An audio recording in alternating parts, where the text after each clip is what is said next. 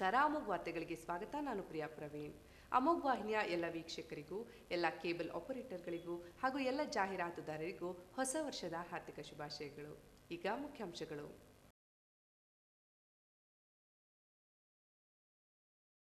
ಸಚಿವ ಸ್ಥಾನ ನೀಡಿದರೆ ಕ್ಷೇತ್ರದ ಸರ್ವತೋಮುಖ ಅಭಿವೃದ್ಧಿಗೆ ಶ್ರಮಿಸುತ್ತೇನೆ.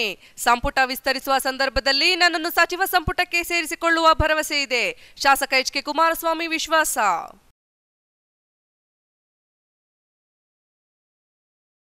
ಲೋಕಸಭೆ ಚುನಾವಣೆಯೊಳಗೆ ಸರ್ಕಾರದ ಎಲ್ಲ ಯೋಜನೆಗಳನ್ನು ಪೂರ್ಣಗೊಳಿಸಬೇಕು.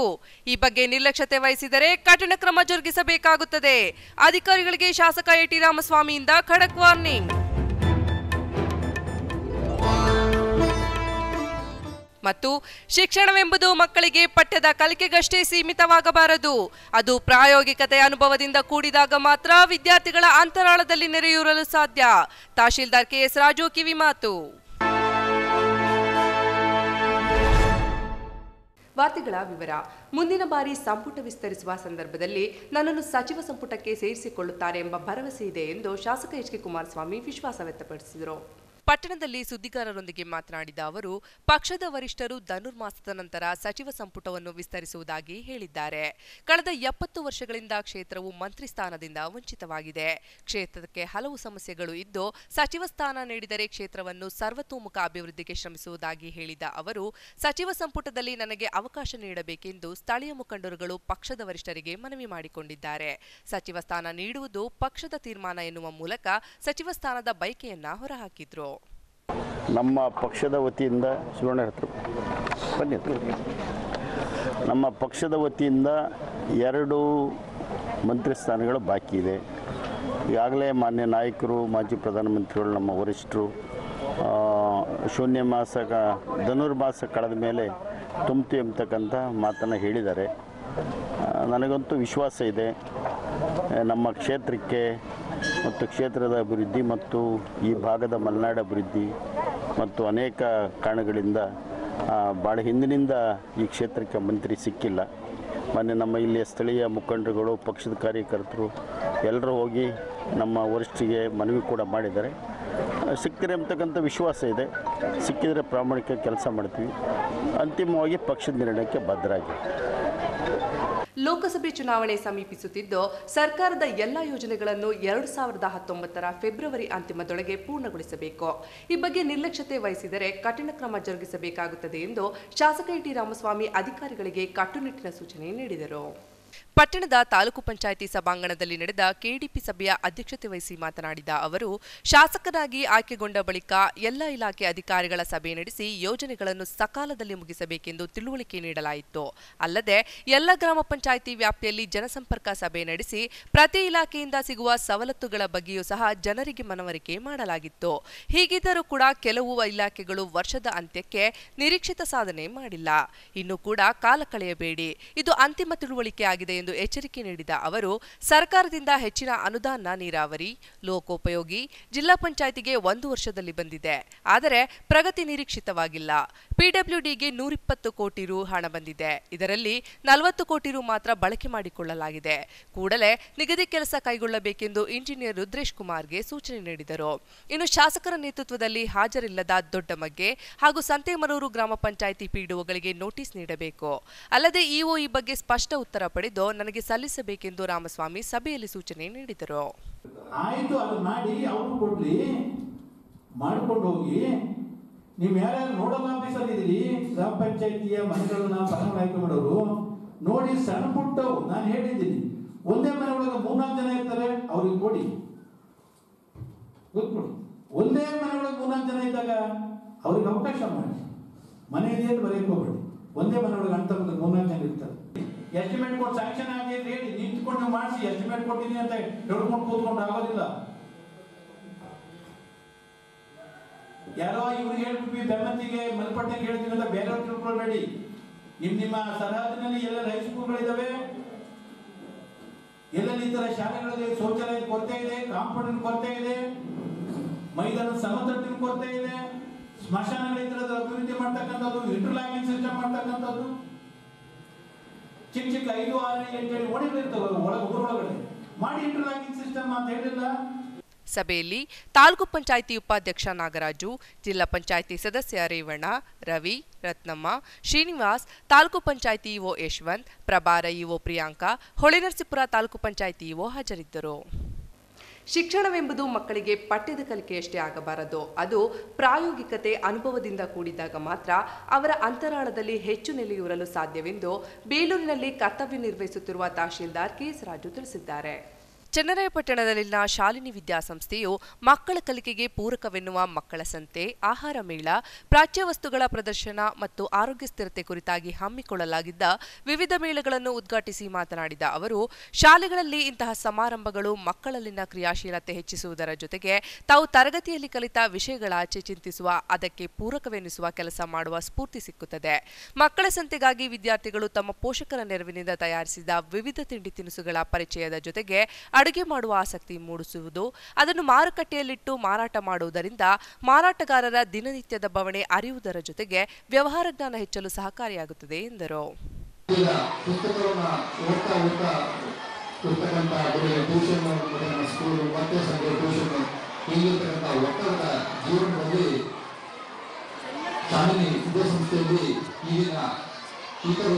ಮಕ್ಕಳ ಸಂಸ್ಥೆಯಂತಹ ಹೊಸ ಕಾನ್ಸೆಪ್ಟ್ ಅನ್ನು ಇಂಟ್ರೊಡ್ಯೂಸ್ ಮಾಡಿಕೊಂಡು ಬಹಳ ಶ್ಲಾಘನೀಯ ಮತ್ತು ಅಭಿನಂದನೆಯ ಕೆಲಸ ಅಂತ ಹೇಳಲಿಕ್ಕೆ ಇಷ್ಟಪಡ್ತೀನಿ. ನಾವು ದೇಶ ಸುತ್ತು ಪರಿಸರ ಹೇಳುವಂತಹ ಏನಕ್ಕೆ ಹೇಳ್ತಾರೆ ಅಂದ್ರೆ, ನಾವು ಎಷ್ಟೇ ಪುಸ್ತಕಗಳು ಓದಿ ಕೂಡ ಪುಸ್ತಕಗಳನ್ನ ಓದಿ ಈಜಲು ಆಗಲ್ಲ, ಅದೇ ರೀತಿ ಯಾವುದೇ ವಾಹನ ಓಡಿಸಲು ಸಾಧ್ಯ ಆಗಲ್ಲ. ನಾವೇ ಪ್ರಯತ್ನದಿಂದ ಮಾತ್ರ ಸಾಧ್ಯ. ಅದೇ ರೀತಿ ಈಗಿನ ಮಕ್ಕಳ ಸಂಖ್ಯೆಯಲ್ಲಿ ಪ್ರತಿನಿತ್ಯ 140 ದಿನಗಳು ನೌಕರರು, ವ್ಯಾಪಾರಿಗಳು.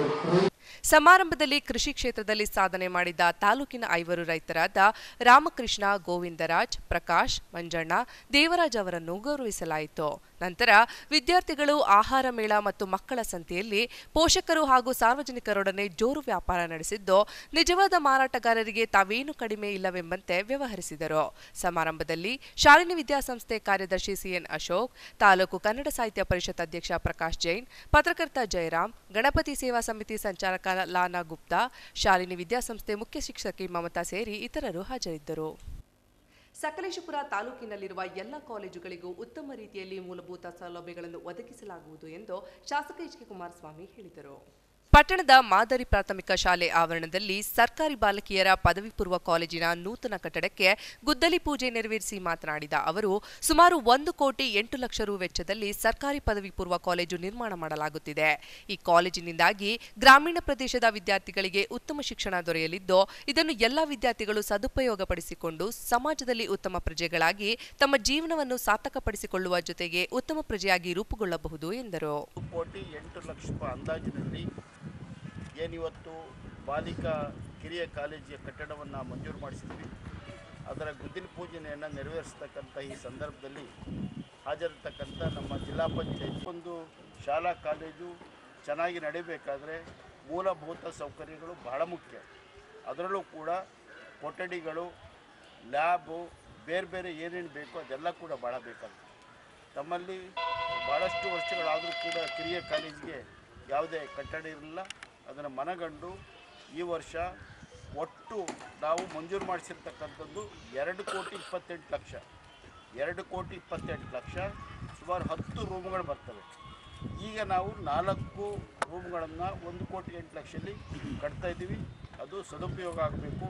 ಈಗ ನಮ್ಮಲ್ಲಿ ಏನು ಕಿರಿಯ ಕಾಲೇಜಿಗೆ ಆರ್ಟ್ಸ್ ಇದೆ, BCom ಇದೆ, ಇನ್ನು ವಿಜ್ಞಾನ ವಿಭಾಗ ಬೇಕು ಅಂತ ಒತ್ತಡ ಇದೆ. ನಾನು ನಮ್ಮ ಹೆಣ್ಮಕ್ಕಳಲ್ಲಿ ಮತ್ತು ಪೋಷಕರಲ್ಲಿ ಒಂದು ಮನವಿ ಮಾಡ್ತಾ ಇದ್ದೇನೆ. ಮಕ್ಕಳು ಕಷ್ಟಪಡಬೇಕು, ಒಳ್ಳೆಯ ವಿಷಯಗಳಿಂದ ತೆಗೆದುಕೊಳ್ಬೇಕು. ಇವತ್ತು ನಾವು ಮುಂದೆ ಬರಬೇಕು ಅನ್ನೋದಿದ್ದರೆ ವಿಜ್ಞಾನಕ್ಕೆ ಹೆಚ್ಚು ಆದ್ಯತೆಯನ್ನು ಕೊಡಬೇಕು. ಈ ಸಂದರ್ಭದಲ್ಲಿ ಜಿಲ್ಲಾ ಪಂಚಾಯಿತಿ ಉಪಾಧ್ಯಕ್ಷ ಸುಪ್ರದೀಪ್ ಯಜಮಾನ್, ತಾಲೂಕು ಪಂಚಾಯಿತಿ ಅಧ್ಯಕ್ಷರಾದ ಶ್ವೇತಾ ಪ್ರಸನ್ನ, ಉಪಾಧ್ಯಕ್ಷ ಉದಯ್, ಜೆಡಿಎಸ್ ಮುಖಂಡ ಸಭಾ ಭಾಸ್ಕರ್ ಸೇರಿದಂತೆ ಇನ್ನಿತರರು ಹಾಜರಿದ್ದರು. ಕುವೆಂಪು ಅವರು ಜಗದ ಕವಿಯಾಗಿದ್ದು, ಸಾಹಿತ್ಯ ಲೋಕದ ದಿಗ್ಗಜರಾಗಿದ್ದ ಕುವೆಂಪು ಅವರು ಕನ್ನಡ ನಾಡಿನ ಹೆಮ್ಮೆಯ ಕವಿಗಳು ಎಂದು ಕರವೇ ತಾಲೂಕು ಅಧ್ಯಕ್ಷ ಹೇಮಂತ್ ಕುಮಾರ್ ಹೇಳಿದರು. ನಗರದ ಕುವೆಂಪು ವೃತ್ತದಲ್ಲಿ ಹಮ್ಮಿಕೊಂಡಿದ್ದ ಕುವೆಂಪು ಜನ್ಮದಿನಾಚರಣೆಯ ಕಾರ್ಯಕ್ರಮದಲ್ಲಿ ಕನ್ನಡ ಧ್ವಜಾರೋಹಣ ನಡೆಸಿ ಮಾತನಾಡಿದ ಅವರು, ವಿಶ್ವಕ್ಕೆ ಮಾನವತ್ವದ ಸಂದೇಶ ಸಾರಿದ ಕುವೆಂಪುರವರು ಜ್ಞಾನಪೀಠ ಪ್ರಶಸ್ತಿ ಪಡೆಯುವ ಮೂಲಕ ರಾಜ್ಯದ ಹಿರಿಮೆಯನ್ನು ಹೆಚ್ಚಿಸಿದರು. ರಾಜ್ಯವು ಅಖಂಡ ಕರ್ನಾಟಕವಾಗಬೇಕು, ಶೈಕ್ಷಣಿಕವಾಗಿ ಎಲ್ಲ ರಂಗಗಳಲ್ಲೂ ಕನ್ನಡ ಶಿಕ್ಷಣ ಮಾಧ್ಯಮವಾಗಬೇಕು ಎಂಬ ಮಹದಾಸೆಯನ್ನು ಹೊಂದಿದ್ದವರು ಕುವೆಂಪುರವರು. ಕುವೆಂಪು ರಚಿಸಿದ ನಾಡಗೀತೆಯನ್ನು ನಾವು ಪ್ರತಿದಿನ ಶಾಲಾ ಕಾಲೇಜುಗಳಲ್ಲಿ ಹಾಡುವ ಮೂಲಕ ಗೌರವವನ್ನು ಸಲ್ಲಿಸುತ್ತಿದ್ದೇವೆ ಎಂದರು. ಋಷಿ ರಾಷ್ಟ್ರಕವಿ ಕುವೆಂಪುರವರ ಜನ್ಮದಿನವನ್ನು ಆಚರಣೆ ಮಾಡ್ತಿದ್ದೇವೆ. ಕುವೆಂಪು ವೃತ್ತದಲ್ಲಿ ವಿಶೇಷವಾಗಿ ಆಚರಣೆಯನ್ನು ಮಾಡ್ತಿದ್ದೇವೆ. ಕನ್ನಡಕ್ಕೆ ಮೊದಲ ಜ್ಞಾನಪೀಠ ಪ್ರಶಸ್ತಿಯನ್ನು ತಂದುಕೊಟ್ಟಂಥ ರಾಷ್ಟ್ರಕವಿ ಕುವೆಂಪುರವರು ರಾಮಾಯಣ ದರ್ಶನಂ ಅಂತ ಕೃತಿಗಳನ್ನು ರಚಿಸಿ ಇಡೀ ಮಾನವ ಕುಲಕ್ಕೆ ಮಾದರಿಯಾಗಿದ್ದಾರೆ. ಅವರ ಹಲವಾರು ಕವಿತೆಗಳು ಇವತ್ತಿಗೂ ಸಹಿತ ಪ್ರಸಿದ್ಧಿಯನ್ನು ಪಡೆದಿದ್ದೇವೆ. ನಾವು ಕುವೆಂಪುರವರ ಚಿತ್ರವನ್ನು ಲಾಂಛನವಾಗಿ ಪಡೆದಿದ್ದೇವೆ. ಇವತ್ತು ಮಾನವ ಜನಾಂಗಕ್ಕೆ ವಿಶೇಷವಾದಂತಹ ಮಾಹಿತಿಯನ್ನು ನೀಡಿದಂಥ ಏಕೈಕ ಕವಿ ನಮ್ಮ ಕುವೆಂಪುರವರು. ಈ ಕಾರ್ಯಕ್ರಮಕ್ಕೆ ಆಗಮಿಸಿದಂಥ ಎಲ್ಲ ರಕ್ಷಣಾ ವೇದಿಕೆಯ ಕಾರ್ಯಕರ್ತರಿಗೂ ನಾನು ಧನ್ಯವಾದ ತಿಳಿಸಿ. ಕಾರ್ಯಕ್ರಮದಲ್ಲಿ ನಗರಾಧ್ಯಕ್ಷ ಕಿರಣ್ ಕುಮಾರ್, ಜಿಲ್ಲಾ ಉಪಾಧ್ಯಕ್ಷ ತುಳಸಿದಾಸ್, ರಾಘವೇಂದ್ರ, ರವಿಶಂಕರ್, ದಿಲೀಪ್ ಕುಮಾರ್, ಮೊಹಿದೀನ್ ಪಾಷಾ, ಲೋಕೇಶ್, ರಘು, ಅರುಣ್, ಕೊಪ್ಪಲ ನಟರಾಜ್ ಇದ್ದರು. ಸಂಕಲ್ಪ ಹಾಗೂ ಮಾನಸಿಕ ಸ್ಥೈರ್ಯದಿಂದ ಏನನ್ನಾದರೂ ಸಾಧಿಸಬಹುದು ಎಂದು ತಾಲೂಕು ವೈದ್ಯಾಧಿಕಾರಿ ತಿಮ್ಮಯ್ಯ ತಿಳಿಸಿದರು. ಸಾರ್ವಜನಿಕ ಶಿಕ್ಷಣ ಇಲಾಖೆ ಹಾಗೂ ಸಮಗ್ರ ಶಿಕ್ಷಣ ಅಭಿಯಾನ ಅಧಿಕಾರಿಗಳ ಕಚೇರಿ ವತಿಯಿಂದ ಆಯೋಜಿಸಲಾಗಿದ್ದ ವಿಶೇಷ ಚೇತನ ಮಕ್ಕಳ ಕ್ರೀಡಾಕೂಟ ಹಾಗೂ ಸಾಂಸ್ಕೃತಿಕ ಕಾರ್ಯಕ್ರಮದಲ್ಲಿ ಮಾತನಾಡಿದ ಅವರು, ಸಂಗೀತ ಕ್ಷೇತ್ರ ಅಥವಾ ವಿವಿಧ ಕ್ಷೇತ್ರಗಳಲ್ಲಿ ತೊಡಗಿಸಿಕೊಂಡು ವಿಕಲಚೇತನ ಮಕ್ಕಳು ಜೀವನದಲ್ಲಿ ಇದನ್ನು ವೃತ್ತಿಯಾಗಿ ಸ್ವೀಕರಿಸಿ ಮುಂದುವರಿಯಬಹುದು ಎಂದು ಕಿವಿಮಾತು ಹೇಳಿದರು. ಅಡ್ಡ ಬರಬಾರದು, ಬರೋದಿಲ್ಲ ಕೂಡ. ಮನಸ್ಸು ಮಾಡಿದ್ರೆ, ಮನಸ್ಸು ಸಂಕಲ್ಪ ಮಾಡಿದ್ರೆ, ನಿಮ್ಮ ಮಾನಸಿಕ ಸ್ಥೈರ್ಯವನ್ನು ಉಳಿಸ್ಕೊಂಡ್ರೆ ಯಾವ ಸಾಧನೆಯನ್ನು ಯಾರು ಬೇಕಾದ್ರೂ ಮಾಡಬಹುದು. ಹಾಗಾಗಿ ಅದರ ನಿದರ್ಶನಗಳು, ಸಾಕಷ್ಟು ನಿದರ್ಶನಗಳು ನಮ್ಮ ಕಣ್ಣ ಮುಂದೆ ಇವೆ. ಹಾಗಾಗಿ ಮಕ್ಕಳೇ ನಿಮಗೆ ಒಳ್ಳೆಯದಾಗಿ ಕ್ರೀಡಾಕೂಟದಲ್ಲಿ ಜೀವನ ಉತ್ತಮವಾಗಿ ಸಾಗಲಿ ಅಂತೇಳಿ ನಾನು ಕೂಡ ಭಾಗವಹಿಸಬಹುದು. ಅದರಲ್ಲಿ ಸಂಗೀತ ಕ್ಷೇತ್ರದಲ್ಲಿ ಇರ್ಬೋದು ಅಥವಾ ನೃತ್ಯ ಇರ್ಬೋದು, ವಿವಿಧ ಪ್ರಕಾರಗಳಲ್ಲಿ ಮಕ್ಕಳು ನಿಮ್ಮನ್ನು ತೊಡಗಿಸ್ಕೊಂಡ್ರೆ ಸಾಕಷ್ಟು ಅದನ್ನೇ ಮುಂದೆ ನಿಮ್ಮ ವೃತ್ತಿಯಲ್ಲಿ ಜೀವನದ ವೃತ್ತಿಯನ್ನಾಗಿ ಕೂಡ ನೀವು ಆರಿಸ್ಕೊಳ್ಳುವಂತ ಸಂದರ್ಭ ಕೂಡ ಬರುತ್ತೆ. ಹಾಗಾಗಿ ನಿಮ್ಗೆಲ್ಲ ಒಳ್ಳೇದಾಗ್ಲಿ. ಅಂದ್ರೆ ಸೊ ಮಕ್ಕಳಿಗೆ ಯಾವ ಕ್ಷೇತ್ರದಲ್ಲಿ ಅವ್ರಿಗೆ ಆಸಕ್ತಿ ಇದೆ ಅನ್ನೋದನ್ನ ಗುರುತಿಸಿ ಆ ಕ್ಷೇತ್ರವನ್ನು ಆಯ್ಕೆ ಮಾಡಿಕೊಂಡು ಮುಂದುವರಿಯಲಿಕ್ಕೆ ನೀವು ಪ್ರೋತ್ಸಾಹವನ್ನ ನೀಡಿ ಅಂತ. ಬಿಆರ್ಸಿ ರಮೇಶ್ ಮಾತನಾಡಿ, ಎಲ್ಲರಲ್ಲಿ ಇರುವಂತೆ ವಿಕಲಚೇತನ ಮಕ್ಕಳಲ್ಲಿಯೂ ಸಹ ಪ್ರತಿಭೆಗಳು ಇರುತ್ತದೆ. ಪ್ರತಿಭೆ ಅನಾವರಣ ಮಾಡಲು ಇಂತಹ ಕಾರ್ಯಕ್ರಮಗಳು ಸಹಕಾರಿಯಾಗುತ್ತದೆ. ನಮ್ಮ ಇಲಾಖೆಯಿಂದ ಸಾಂಸ್ಕೃತಿಕ ಹಾಗೂ ಕ್ರೀಡಾ ಚಟುವಟಿಕೆಗಳನ್ನು ಹಮ್ಮಿಕೊಂಡಿದೆ. ನಮ್ಮ ಇಲಾಖೆ ಸರ್ವ ವಿಧದಲ್ಲಿಯೂ ಸಹಕಾರ ನೀಡುತ್ತಿದ್ದು, ಹುಟ್ಟುವಾಗಲೇ ಅಂಗವಿಕಲರಾಗಿರುವ ಮಕ್ಕಳಿಗೆ ವಾರದಲ್ಲಿ 2 ಬಾರಿ ಫಿಸಿಯೋಥೆರಪಿ ನೀಡಲಾಗುತ್ತಿದೆ ಎಂದರು. ಸರ್ಕಾರದ ಆದೇಶದಂತೆ ಎಲ್ಲರಲ್ಲಿ ಇರುವ ಹಾಗೆ ಅದ್ಭುತ ಕಲಾವಂತಿಕೆ ಅವರಲ್ಲಿ ಇರ್ತದೆ. ಅದನ್ನು ಅನಾವರಣ ಮಾಡಲಿಕ್ಕೆ ಈ ದಿನವನ್ನು ಕೂಡ ನಾವು ವಿಶೇಷವಾಗಿ ಈ ಮಕ್ಕಳಿಗೋಸ್ಕರ ಇದಾಗಿರುವಂಥದ್ದು. ಸಾಂಸ್ಕೃತಿಕ ಚಟುವಟಿಕೆಗಳು ಅದೇ ನಮೂನೆಯಲ್ಲಿ ಕ್ರೀಡಾ ಚಟುವಟಿಕೆಗಳನ್ನು ಕೂಡ ಈ ದಿನ ನಾವು ಆಚರಿಸ್ತಾ ಇದ್ದೇವೆ. ನಮ್ಮ ತಾಲೂಕಿನಲ್ಲಿ 200ಕ್ಕೂ ಅಧಿಕ ದಿವ್ಯಾಂಗಚೇತನ ಮಕ್ಕಳುಗಳಿದ್ದು, ನಮ್ಮ ಇಲಾಖೆಯಿಂದ ಸರ್ವ ವಿಧದಲ್ಲಿಯೂ ಕೂಡ ಅವರ ಎಲ್ಲ ಈ ನ್ಯೂನತೆಗಳಿಂದ ಹೊರಬಂದು ಒಂದು ಶ್ರೇಷ್ಠ ಮಟ್ಟದ ಜೀವನವನ್ನು ನಡೆಸಲಿಕ್ಕೆ ಬೇಕಾಗ್ತಕ್ಕಂಥ ಆತ್ಮಸ್ಥೈರ್ಯವನ್ನು ತುಂಬುವ 4 ಮಂದಿ BIRTಗಳಿದ್ದಾರೆ. ವಾರಕ್ಕೆ 2 ಬಾರಿ ಹುಟ್ಟುವಾಗಲೇ ಅಂಗವೂನಾದಂಥ ಮಕ್ಕಳಿಗೆ ಫಿಸಿಯೋಥೆರಪಿಯನ್ನು ಮಾಡಲಾಗ್ತದೆ.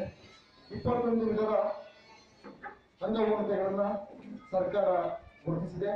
ಅದರಲ್ಲಿ ದೈಹಿಕವಾಗಿ ನ್ಯೂನತೆ ಇರ್ತಕ್ಕಂಥ ಮಕ್ಕಳನ್ನು ಮುಖ್ಯ ಕಾರ್ಯಕ್ರಮದಲ್ಲಿ ಬಿಇಒ ಹೊನ್ನೇಶ್ ಕುಮಾರ್, ಟಿಎಚ್ಒ ತಿಮ್ಮಯ್ಯ, ಅಕ್ಷರ ದಾಸೋಹ ನಿರ್ದೇಶಕಿ ಶೋಭಾ, ಬಿಆರ್ಸಿ ರಮೇಶ್, ಟಿಪಿಒ ನಾಗರಾಜ್, ಮುಖ್ಯೋಪಾಧ್ಯಾಯ ತಿಮ್ಮಶೆಟ್ಟಿ ಸೇರಿದಂತೆ ಮುಂತಾದವರು ಹಾಜರಿದ್ದರು.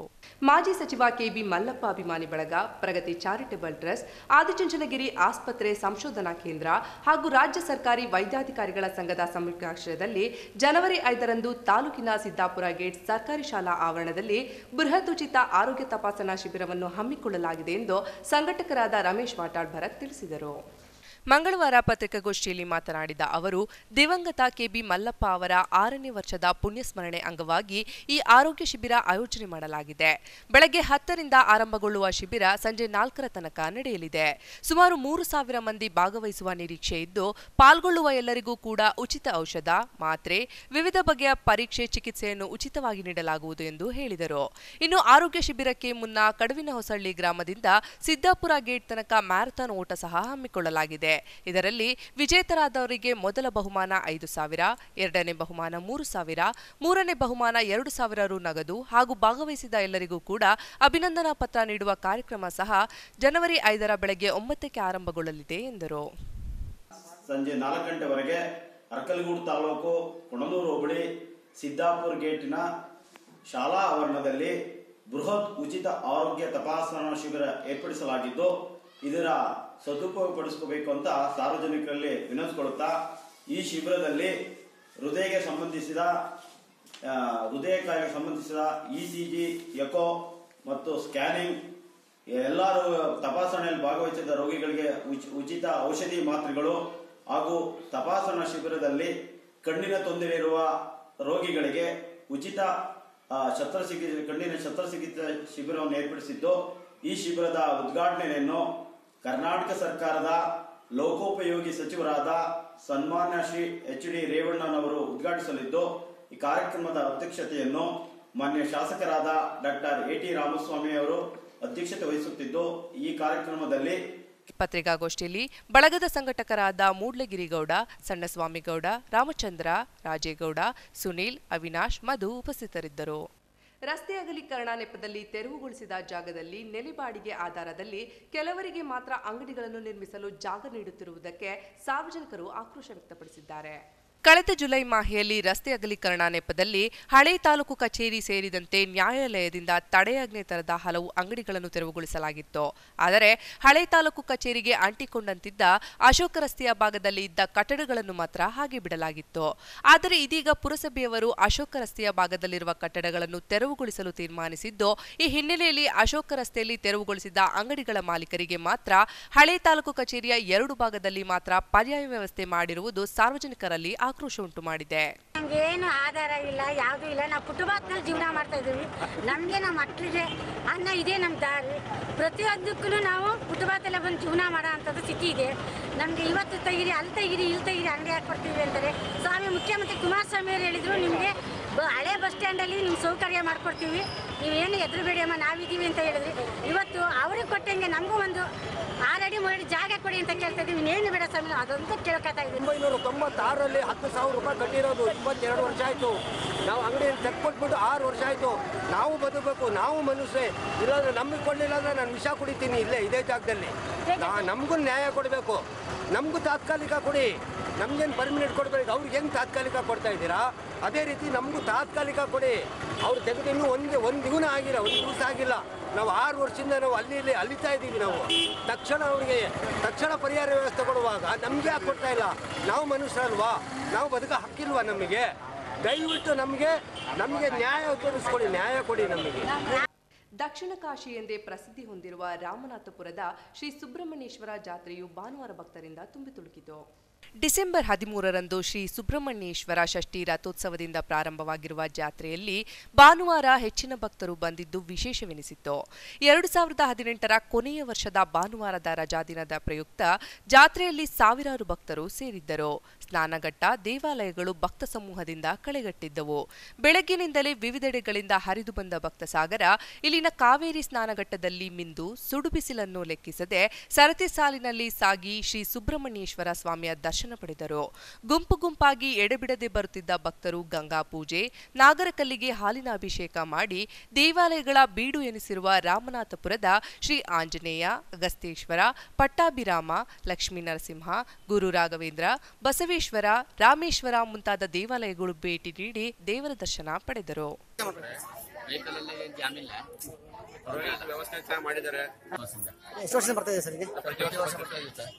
ಸರ್ ಪ್ರತಿ ವರ್ಷಕ್ಕೆ ಈ ವರ್ಷ ನಿಮ್ಗೆ ಏನು ಅನಿಸುತ್ತೆ ಸರ್ ನಿಮಗೆ? ವರ್ಷದೇ ವರ್ಷ ಪ್ರತಿ ಲಾಸ್ಟ್ ವರ್ಷಕ್ಕೆ ಚೆನ್ನಾಗಿದೆ ಮತ್ತು ವ್ಯವಸ್ಥೆ ಚೆನ್ನಾಗಿ ಮಾಡಿದ್ದಾರೆ. ವರ್ಷ ಇದು ದಕ್ಷಿಣ ಕಾಶಿ ಅಂತ ಪ್ರಸಿದ್ಧಿಯಾಗಿರೋದ್ರಿಂದ ಕಾಶಿಗೆ ಹೋಗಕ್ಕಾಗದಿರೋ ಇಲ್ಲಿ ಸ್ನಾನ ಮಾಡಿ ಪೂಜೆ ಮಾಡಿಸಿದ್ರೆ ಏನೋ ಒಂದು ಅನುಕೂಲ ಒಳ್ಳೇದಾಗುತ್ತೆ ಅಂತ ಭಾವನೆ. ಸರ್ ನಿಮಗೆ ಇಲ್ಲಿ ಬರೋದ್ರಿಂದ ನಿಮ್ಗೆ ಏನಾದ್ರು ಒಳ್ಳೇದಾಗಿದೆ ಸರ್? ಆಗ್ತದೆ ಸರ್, ಒಳ್ಳೇದಾಗುತ್ತೆ. ದೇವ್ರ ಮೇಲೆ ನಂಬಿಕೆ ಇರೋದ್ರಿಂದ ಒಳ್ಳೇದಾಗುತ್ತೆ, ಪರವಾಗಿಲ್ಲ ಸರ್, ತೊಂದ್ರಿಲ್ಲ. ಮತ್ತೆ ನಾಗರ ದೋಷ ಏನಾರ ಕಡ್ಡಿ ತುರಿ ಏನಾರ ಇದ್ರೆ ಇಲ್ಲಿ ತಾವು ಡಬ್ಬಕ್ಕೆ ಹಾಕಿದ್ರೆ ಅದು ಹೋಗುತ್ತೆ ಅಂತ ಪ್ರಸಿದ್ಧಿ ಇದೆ. ಹಂಗಾಗೆಲ್ಲ ಬರ್ತಾರೆ ಸರ್, ಒಂದು ನಂಬಿಕೆ ಅಷ್ಟೇ. ಸರ್ ನಿಮ್ಮ ಸೆಕ್ಯೂರಿಟಿ ಬಗ್ಗೆ ಏನು ಹೇಳ್ತೀವಿ ಸರ್? ಸೆಕ್ಯೂರಿಟಿ ಪರವಾಗಿಲ್ಲ ಸರ್, ಇವತ್ತು ಮಾಡಿದ್ದಾರೆ, ಪರವಾಗಿಲ್ಲ ಸರ್. ತಮ್ಮ ಹೆಸರು? ಮಧುರೇಶ್ ಅಂತ. ಯಾವ ಸರ್? ಬೆಟ್ಟದಪುರ. ವಿಶ್ವವಿಖ್ಯಾತ ಬೇಲೂರು ಪಟ್ಟಣದ ಸಮೀಪವಿರುವ ಬಂಟೇನಹಳ್ಳಿ ಗ್ರಾಮ ಪಂಚಾಯಿತಿ ವ್ಯಾಪ್ತಿಯ ರಾಯಪುರ ಬಳಿ ರಸ್ತೆಯಲ್ಲಿ ಹಂದಿ ಮಾಂಸದ ಅಂಗಡಿಗಳನ್ನು ಇಟ್ಟುಕೊಂಡು ಮಾರಾಟ ಮಾಡುತ್ತಿರುವುದರಿಂದ ಕಲುಷಿತ ವಾತಾವರಣ ನಿರ್ಮಾಣವಾಗಿದೆ. ಹಾಸನ ಜಿಲ್ಲೆಯ ಬೇಲೂರು ರಾಷ್ಟ್ರೀಯ ಹೆದ್ದಾರಿ ರಸ್ತೆಯಲ್ಲಿ ರಾಜಾರೋಷವಾಗಿ ಹಂದಿ ಮಾಂಸವನ್ನು ಕಡಿದು ಮಾರಾಟ ಮಾಡಲಾಗುತ್ತಿದ್ದು, ಇದರಿಂದ ವಿಶ್ವವಿಖ್ಯಾತ ಬೇಲೂರಿಗೆ ಆಗಮಿಸುವ ಸಹಸ್ರಾರು ಸಂಖ್ಯೆಯ ಪ್ರವಾಸಿಗರಿಗೆ ಸ್ವಾಗತ ಬಯಸುವಂತಿದ್ದು, ನೋಡುಗರಿಗೆ ಅಸಹ್ಯ ಪಡುವಂತಾಗಿದೆ. ರಸ್ತೆಯಲ್ಲಿ ಕಾನೂನು ಬಾಹಿರವಾಗಿ ಹಂದಿ ಮಾಂಸವನ್ನು ರಾಜಾರೋಷವಾಗಿ ಮಾರಾಟ ಮಾಡುತ್ತಿದ್ದರೂ ಸಂಬಂಧಪಟ್ಟ ಇಲಾಖೆ ಅಧಿಕಾರಿಗಳು ಹಾಗೂ ಗ್ರಾಮ ಪಂಚಾಯಿತಿಯವರು ಕಣ್ಮುಚ್ಚಿ ಕುಳಿತಿರೋದು ಮಾಂಸದ ಅಂಗಡಿ ಮಾಲೀಕರೊಂದಿಗೆ ಅಧಿಕಾರಿಗಳು ಶಾಮೀಲಾಗಿರುವ ಶಂಕೆ ಸಾರ್ವಜನಿಕರಲ್ಲಿ ವ್ಯಕ್ತವಾಗುತ್ತಿದೆ. ಸರ್ಕಾರದ ವಿವಿಧ ಸವಲತ್ತುಗಳು ಅಂಗವಿಕಲರಿಗೆ ಸಮರ್ಪಕವಾಗಿ ಬಳಕೆಯಾಗಬೇಕೆಂದು ತಾಲೂಕು ಪಂಚಾಯಿತಿ ಅಧ್ಯಕ್ಷರಾದ ಶ್ರೀಮತಿ ಜಯಲಕ್ಷ್ಮಿ ಮಂಜುನಾಥ್ ತಿಳಿಸಿದರು. ಹೊಳೆನರಸೀಪುರ ತಾಲೂಕು ಪಂಚಾಯಿತಿ ಕಾರ್ಯಾಲಯ, ವಿಕಲಚೇತನರ ಹಾಗೂ ಹಿರಿಯ ನಾಗರಿಕರ ಸಬಲೀಕರಣ ಮತ್ತು ತಾಲೂಕು ಪಂಚಾಯಿತಿ ಕಾರ್ಯನಿರ್ವಹಣಾಧಿಕಾರಿಗಳು, ತಾಲೂಕು ಕಾರ್ಯಾಲಯ ಹಾಗೂ ವಿವಿಧೋದ್ದೇಶ ಪುನರ್ವಸತಿ ಕಾರ್ಯಕರ್ತರು, ಅಂಗವಿಕಲರ ಇಲಾಖೆ MRW ಇವರ ಸಂಯುಕ್ತಾಶ್ರಯದಲ್ಲಿ ವಿಕಲಚೇತನರ ಹಾಗೂ ಹಿರಿಯ ನಾಗರಿಕರ ನೂತನ ಕಚೇರಿ ಉದ್ಘಾಟನಾ ಸಮಾರಂಭವನ್ನು ಉದ್ದೇಶಿಸಿ ಮಾತನಾಡಿದ ಅವರು, ಸರ್ಕಾರದಿಂದ ವಿಕಲಚೇತನರು ಹಾಗೂ ಹಿರಿಯ ನಾಗರಿಕರಿಗೆ ನೀಡಬೇಕಾದ ವಿವಿಧ ಸೌಲಭ್ಯಗಳನ್ನು ಸಮರ್ಪಕವಾಗಿ ಬಳಕೆಯಾಗುವಂತೆ ಅಧಿಕಾರಿಗಳು ಕರ್ತವ್ಯವನ್ನು ನಿರ್ವಹಿಸಬೇಕು. ಸರ್ಕಾರದ ಹಲವಾರು ಯೋಜನೆಗಳನ್ನು ಸದುಪಯೋಗಪಡಿಸಿಕೊಳ್ಳಬೇಕೆಂದು ಹೇಳಿದರು. ಅಂಗವಿಕಲರು ಮತ್ತು ಕಣ್ಕಾಣದವರು ಇರ್ಬೋದು, ಎಲ್ಲರಿಗೂ ಸಹಾಯ ಮಾಡೋಕ್ಕೋಸ್ಕರ ಉದ್ದೇಶವಾಗಿ ಇದನ್ನು ಮಾಡಿರ್ತಕ್ಕಂಥದ್ದು. ಸರ್ಕಾರದಿಂದ ಅನುಕೂಲಗಳು ಏನೇನಿದೆ ಅದನ್ನು ಜನಗಳಿಗೆ ತಲುಪಿಸೋಂಥದ್ದು. ಅನುಕೂಲತೆಗಳನ್ನು ಇವ್ರು ಯಾರೂ ಸಹ ಪಡ್ಕೊಂಡಿರಲಿಲ್ಲ. ಗ್ರಾಮ ಪಂಚಾಯತಿಲೇ ಆಗಿರ್ಬೋದು, ಒಂದು ತಾಲೂಕು ಪಂಚಾಯತಿಲೇ ಆಗಿರ್ಬೋದು, ಇಲ್ಲಿ ಯಾವುದೇ ಒಂದು ಅಂಗವಿಕಲರಿಗೆ ಬಗ್ಗೆ ಎಲ್ಲಿ ಅಂತ ಕೇಳಿದ್ರೂ ಗೊತ್ತಾಗ್ತಿರ್ಲಿಲ್ಲ. ಹೀಗಾಗಿ ಒಂದು ಹೊಸದಾಗಿ ಒಂದು ಕೊಠಡಿ ಕೊಟ್ಟು ನಮ್ಮ EO ಸಾಹೇಬರು ಎಲ್ಲರೂ ಸೇರಿ ಸಹಕರಿಸಿ ಇದೊಂದನ್ನು ಮಾಡಿಕೊಟ್ಟಿದ್ದಾರೆ. ಹಾಗಾಗಿ ನೀವು ಇದನ್ನು ಅನುಕೂಲಗಳನ್ನು ಉಪಯೋಗಿಸ್ಕೊಂಡು 2019ರಲ್ಲಿ ಇದನ್ನು ಒಂದು ವಿಕಲಚೇತನ ಅವ್ರಿಗೆ ಅಂತಲೇ ಒಂದು ಆಫೀಸಾಗಿ ಮಾಡಿಕೊಟ್ಟಿದ್ದಾರೆ. ಅದನ್ನು ಸರಿಯಾದ ರೀತಿಯಲ್ಲಿ ಉಪಯೋಗಿಸ್ಕೊಂಡು ಬಡವರುಗಳಿಗೆ ಆಗಿರ್ಬೋದು, ಪ್ರತಿಯೊಬ್ಬರು ಅಂಗವಿಕಲರಿಗೆಲ್ಲರಿಗೂ ನೀವು ಎಲ್ಲರೂ ಸಹಾಯ ಮಾಡಿಕೊಂಡು ಗ್ರಾಮ ಇಲ್ಲೇ ತಾಲೂಕು ಪಂಚಾಯತಿಯಲ್ಲಿ ಯಾವ ರೀತಿ ಇದನ್ನೆಲ್ಲ ಮಾಡಿದಾರೋ ಅದೇ ರೀತಿ ತಾಲೂಕು ಪಂಚಾಯತಿಗಳಲ್ಲೂ ಸಹ, ತಾಲೂಕುಗಳಲ್ಲೂ, ಗ್ರಾಮ ಪಂಚಾಯತಿಗಳಲ್ಲೂ ಸಹ ನೀವು ಮಾಡ್ತಕ್ಕಂಥದ್ದನ್ನ. ಕಾರ್ಯಕ್ರಮದಲ್ಲಿ ಉಪಸ್ಥಿತರಿದ್ದ ತಾಲೂಕು MRW ಹರೀಶ್ ಮಾತನಾಡಿ, ವಿಕಲಚೇತನರು ಹಾಗೂ ಹಿರಿಯ ನಾಗರಿಕರಿಗೆ ಅನುಕೂಲವಾಗುವ ದೃಷ್ಟಿಯಿಂದ ನಮ್ಮ ತಾಲೂಕಿನಲ್ಲಿ ಇಂದು ನೂತನ ಕಚೇರಿಯನ್ನು ಪ್ರಾರಂಭಿಸಲಾಗಿದೆ. ಇದನ್ನು ಗ್ರಾಮ ಪಂಚಾಯಿತಿಯ ವ್ಯಾಪ್ತಿಯಲ್ಲಿ ಬರುವ ವಿಕಲಚೇತನರು ಹಾಗೂ ಹಿರಿಯ ನಾಗರಿಕರಿಗೂ ಸರ್ಕಾರದ ವಿವಿಧ ಸವಲತ್ತುಗಳ ಮಾಹಿತಿಯನ್ನು ಅವರಿಗೆ ತಲುಪುವ ನಿಟ್ಟಿನಲ್ಲಿ ಅಧಿಕಾರಿಗಳು ಕಾರ್ಯನಿರ್ವಹಿಸಬೇಕೆಂದು ಹೇಳಿದರು. ಯಾರಿಗೂ ಗೊತ್ತಿರಲಿಲ್ಲ, ಬಟ್ ಈಗ ಇತ್ತೀಚಿನ ದಿನಗಳಲ್ಲಿ ಸರ್ಕಾರ ದಾಬ್ಕಾಲಲ್ಲಿ ಹೋಗ್ತಾ ಇಲ್ಲ, ನಿಧಾನ ರೀತಿಯಲ್ಲಿ ಹೋಗ್ತಾ ಇದೆ. ಬಟ್ ಎಲ್ಲರಿಗೂ ಅಂಗವಿಕಲರ ಬಗ್ಗೆ ಯಾರಿದ್ದಾರೆ, ಏನು ಅಂಗವಿಕಲರು ಅಂದರೆ ಯಾರು, ಅವರು ಏನು ವರ್ಕು, ಮತ್ತು ವಿಲೇಜ್ ರಿಯಬಿಲಿಟಿ ಅಂತಿದ್ದಾರೆ, ಅವ್ರು ಏನು ವರ್ಕು, ಮತ್ತು ತಾಲೂಕು ಲೆವೆಲಲ್ಲಿ MRW ಅಂತಿದ್ದಾರೆ, ಅವ್ರು ಏನು ವರ್ಕು ಅಂತ ಜನಗಳಿಗೆ ಎಲ್ಲರಿಗೂ ಗೊತ್ತಾಗ್ತೈತೆ. ನಾನು ಇನ್ನೂ ನಮ್ಮ ತಾಲೂಕಲ್ಲಿ ಎಲ್ಲ ರೀತಿ ಅಂಗವಿಕಲರಿಗೂ ಅನುಕೂಲ ಆಗೋ ರೀತಿಯಲ್ಲಿ ನಮ್ಮ ತಾಲೂಕು ಒಂದು ಮಾದರಿ ತಾಲೂಕು ಮಾಡಬೇಕು ಅನ್ನೋದು ನಮ್ಮ ಆಸೆ ಇದೆ. ಬಟ್ ನಮಗೆಲ್ಲರೂ ಸಹಕಾರ ಇದ್ದರೆ ಇದೇ ರೀತಿ ನಾವು ಇನ್ನೂ ಅಂಗವಿಕಲರು ಅನುಕೂಲ ಆಗೋ ರೀತಿಯಲ್ಲಿ ನಾವು ಮಾಡಬೇಕು ಅಂತ ಭಾಳ ಆಸಕ್ತಿ ಇದೆ. PRWಗೆ ಹೇಳೋದಷ್ಟೇ, ನಾವು ಹೆಂಗೆ ಮಾದರಿಯಾಗಿ ನೀವು ನಮ್ಮನ್ನು ಮಾದರಿ ತಗೊಳ್ಳಿ, ನಮ್ಮನ್ನು ಮಾದರಿ ತಗೊಂಡು ನೀವು ಹೆಂಗೆ ನಿಮ್ಮ ಪಂಚಾಯತಿಲಿ ಈ ರೀತಿ ಮಾಡಬೇಕು, ಯಾಕೆಂದರೆ ನಿಮ್ಮ ನೇಮು ಬಟ್ ಇಲ್ಲಿ ಅಂಗವಿಕಲರ ಬಗ್ಗೆ ಹಾಕಿದ್ದೀವಿ, ಅದರದ್ದೊಂದು ಚಾರ್ಟ್ ಮಾಡಿಸಿ ಒಂದು ನಿಮ್ಮನ್ನು ಗುರುತಿಸ್ಕೊಳ್ಳಿ. ನಿಮಗೆ ಗುರುತಿಸ್ಕೊಂಡಾಗ ಅವಾಗ ನಮ್ಮ ಸಮಾಜಕ್ಕೆ ಇವರಿಂದ ಏನು ಸೇವೆ ಆಗುತ್ತೆ, ಇವತ್ತು ಬರಲ್ಲ ನಾಳೆ ಬರಲ್ಲ 10 ದಿನಕ್ಕೆ ಬಂದೇ ಬರ್ತಾರೆ. ಹಾಗಾಗಿ ನೀವು ಅದನ್ನು ರೀತಿಯಲ್ಲಿ ಒಳ್ಳೇದು ಮಾಡಿಕೊಂಡು ನಮಗೆ ಬೆಂಬಲ ಮೇನ್ ನಮಗೆ ಬೇಕಾಗಿರೋ ಫೌಂಡೇಶನ್ ಹೆಂಗೆ PRW ವರ್ಕ್ ಮಾಡ್ತಾರೆ ಅದೇ ರೀತಿ ನಾವು ಮಾಡ್ತೀವಿ. ಕಾರ್ಯಕ್ರಮದಲ್ಲಿ ಗ್ರಾಮ ಪಂಚಾಯಿತಿ URWಗಳಾದ ಜ್ಯೋತಿ, ಪ್ರೇಮ, ಗಣೇಶ್, ಮಂಜುಳಾ, ಸ್ವಾಮಿ ಹಾಗೂ ಇನ್ನೂ ಇತರರು ಉಪಸ್ಥಿತರಿದ್ದರು. 2018 ಮುಗ್ದೇ ಹೋಯ್ತು, 2019 ಬಂದೇ ಬಿಡ್ತು. ಈ ವೇಳೆ 2018ರಲ್ಲಿ ನಮ್ಮ ಅಮೋಘ್ ವಾಹಿನಿಯ ನಿರೂಪಕರು ಮಾಡಿದ ಸಣ್ಣ ಪುಟ್ಟ ಎಡವಟ್ಟಿನ ಹಾಸ್ಯ ತುಣುಕುಗಳ ಕಲರ್ಫುಲ್ ವಿಡಿಯೋ ತೋರಿಸ್ತೀವಿ, ನೋಡಿ ನಕ್ಕಿ ಬಿಡಿ. ಹಲೋ ಹಲೋ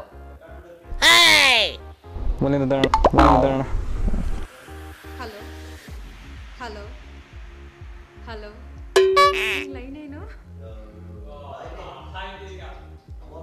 ನಮಸ್ಕಾರ. Hello hello hello.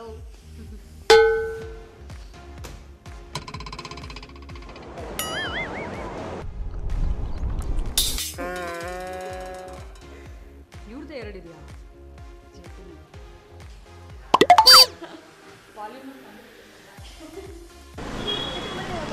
ಇದು ಯಾಕೆ ಇಷ್ಟು ಟಗಲ್ ಕೊಟ್ಟಿದ್ಯಾ? ಕೊಲೆಯಾಗ ಹೋಗ್ತೀಯ.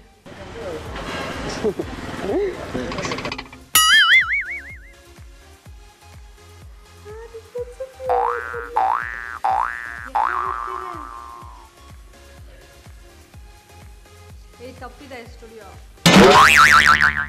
ತಾಲೂಕು ವ್ಯವಸಾಯೋತ್ಪನ್ನ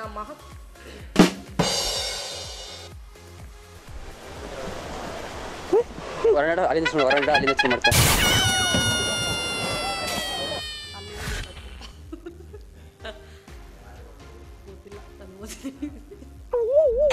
ಫಸ್ಟ್ನೇದು ಕರೆಕ್ಟ್ ಆಗಿದೆ, ಸೆಕೆಂಡ್ನೇದು ಥರ್ಡ್ನೇದು ಹಂಗಾಗಿದೆ, ಆಮೇಲೆ ಮುಂದಕ್ಕೆ ಮತ್ತೆ ಕರೆಕ್ಟ್ ಆಗಿದೆ.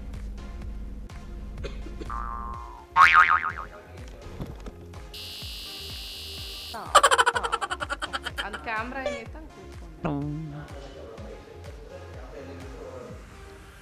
ಬಿಸಿಲಿನ ಮೊದಲೇ ಕಾಣ್ತಿಲ್ಲ, ಮತ್ತೆ ಹೋದ್ರೆ ಸಾಕ. ಓ ತಡೆಯೋಣ ಒಂದು ನಿಮಿಷ.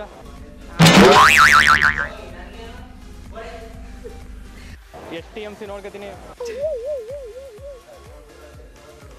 ಇದ್ಯಾವುದು? ನಾನು ನೋಡೇ ಇಲ್ಲ. ಸರಿ ಹೋಗ್ಲಿಲ್ಲ ಅಲ್ವಾ? ಹತ್ರ ಇಟ್ಕೊಳ್ಳಿದೆ ಕಷ್ಟೂರ ಗಾಡಿ ಅಲ್ಲ ಆನ್ ಆಯ್ತಾ? ಒಂದ್ಸತಿ ಚೆಕ್ ಮಾಡಿ ಬಂದ್ಬಿಡಿ. ಸ್ಟಾರ್ಟಾ?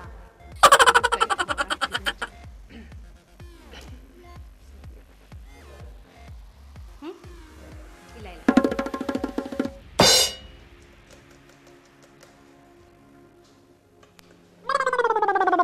ನಾನು ಯಾವತ್ತು ಆನ್ ಮಾಡ್ಕೋತಿದ್ದೀನಿ ಹೇಳಿ? ಹಲೋ,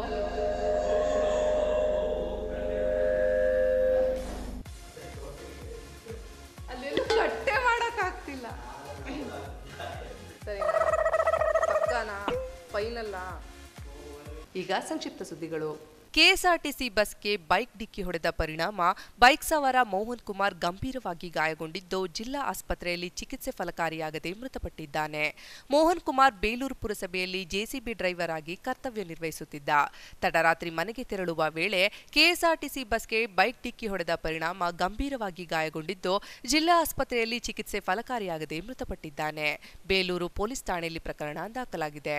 ತಾಲೂಕಿನ ದಂಡಿಗನಹಳ್ಳಿ ಹೋಬಳಿ ಗನ್ನಿ ಅಗ್ರಹಾರ ಗ್ರಾಮದಲ್ಲಿ ವೈಯಕ್ತಿಕ ದ್ವೇಷಕ್ಕೆ ಮನೆ ಮುಂಭಾಗ ನಿಲ್ಲಿಸಲಾಗಿದ್ದ ಟ್ರ್ಯಾಕ್ಟರ್ಗೆ ಬೆಂಕಿ ಹಚ್ಚಲಾಗಿದ್ದು, ಗ್ರಾಮದ ರೈತ ಪುಟ್ಟೇಗೌಡ ಎಂಬುವರಿಗೆ ಸೇರಿದ ಜಾನ್ ಡಿಯರ್ ಟ್ರಾಕ್ಟರ್ ಬೆಂಕಿಗಾಹುತಿಯಾಗಿದ್ದು, ಗ್ರಾಮದವರೇ ಎನ್ನಲಾದ ಕೆಲ ಕಿಡಿಗೇಡಿಗಳು ಹೊಸ ವರ್ಷದ ನಿಮಿತ್ತ ಕುಡಿದಾಮಲಿನಲ್ಲಿ ಪುಟ್ಟೇಗೌಡನ ಮನೆ ಮುಂಭಾಗ ನಿಲ್ಲಿಸಲಾಗಿದ್ದ ಟ್ರ್ಯಾಕ್ಟರ್ಗೆ ಬೆಂಕಿ ಹಚ್ಚಲಾಗಿದೆ. ಕೊನೆಯಲ್ಲಿ ಮತ್ತೊಮ್ಮೆ ಮುಖ್ಯಾಂಶಗಳು.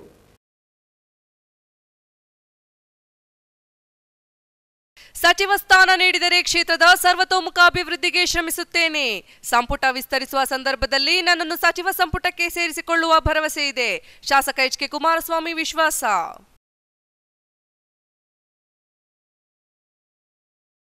ಲೋಕಸಭೆ ಚುನಾವಣೆಯೊಳಗೆ ಸರ್ಕಾರದ ಎಲ್ಲ ಯೋಜನೆಗಳನ್ನು ಪೂರ್ಣಗೊಳಿಸಬೇಕು.